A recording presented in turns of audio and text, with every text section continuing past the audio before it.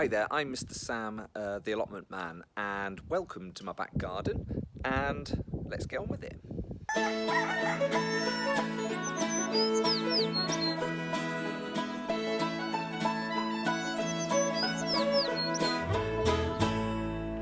So then, today we're going to have a look at our raised bed. I've only got one raised bed.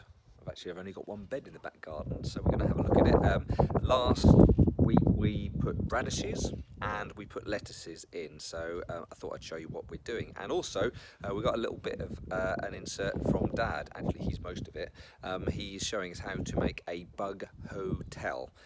So we're doing this all on our mobile phones, so sorry if it's a bit rubbish sound or picture or anything like that, but you know, that's what we're doing. So there we go. So let's have a turn round. We're going to go this way because the sun's just over there, so forgive me, we do it in one shot. There you go. Look, now we're down here. There we go. Here's the raised bed. Now we've got all the bamboo. Now that's actually worked really well, and it's kept the dogs off, so they haven't done any poos or anything like that. And I've been watering in the evening, so then because we've had some quite warm days, so the water doesn't evaporate. Watering in the evening, and look, they're all coming up. All the radishes are coming up. Some of them are quite close together, so we'll have to pick some of them out, but I was expecting that. And also, our lettuces are starting to come. As you can see, there's one just there, just poking its little head out just a little bit. So what I'm going to be doing, probably tomorrow, it's getting a bit late now, I will put another row of lettuces in. So hopefully that'll give us about a week between them. Maybe I'll leave it a few more days. Okay, so then when the lettuces come out, they will be you know, not all at the same time, so we won't get hundreds and hundreds of lettuces at the same time. So sort of succession planting, I think they call it. So there you go. So anyway, less of this babble. I will now hand you over to Dad, and he's going to tell us all about a bug hotel.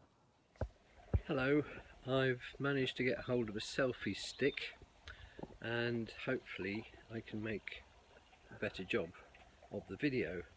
Now today I've just finished making a fairy house. As you can see, I've made one and it is on a pallet ready to go to its new owner. Now, because it's this funny looking pallet, it has bits left over, and the bits look like that. So I thought, what can I do with these? That piece, the square, is going to be for another fairy house, but there was a bit left over which I have now made into a bug hotel, and this is how you make one.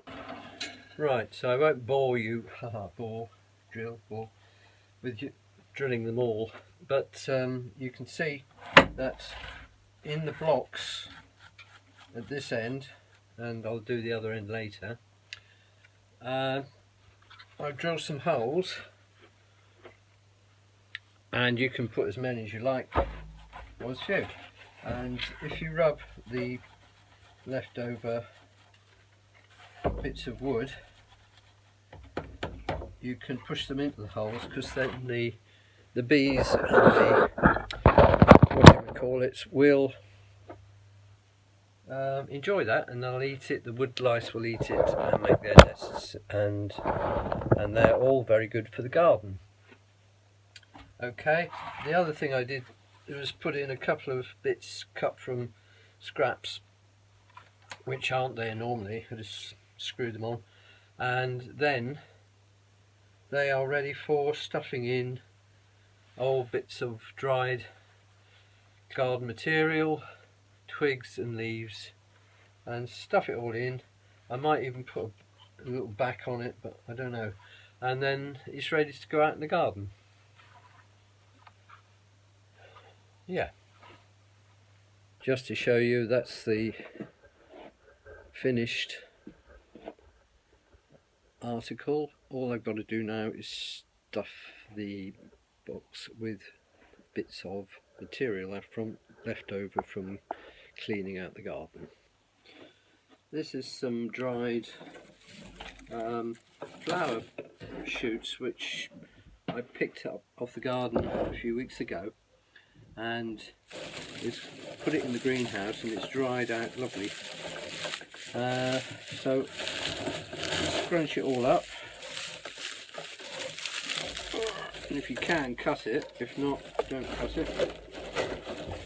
Stuff it in, and with a sharp knife make sure you have a grown-up with you when you're using the scissors.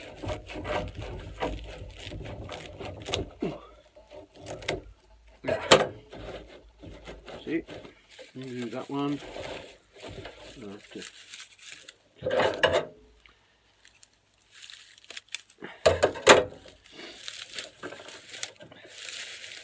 make that go in there, like that. You see, it's not rocket science, but if you haven't got a source of these sort of things, you know, dried leaves, what you can use is bits of cardboard and wood. Plastic isn't really a thing because they don't like that, I don't think. And yeah, my friend Neville has made one which, if this his is a bug hotel, and this is really a bug B&B. It's a bit smaller than his. That was always the way. So there we are, and that's about done really. Not a lot to it. And then I'm just going to find out where you should put it for the best results. I suppose the garden is the good idea, but what I mean is, where do you put it? Does it face north, south, east or west? That sort of thing. So I'll just Google that on Google, and it says for bugs and bees and things like that, it's a good idea to have it about 1.5 meters off the ground. But I don't know about woodlice. I think, you know, maybe you need it a bit lower for those. I don't know. Maybe they can climb. Somebody out there will probably know. Anyway, I've finished the hotel, and there it is. Well, thanks very much, Dad, for that.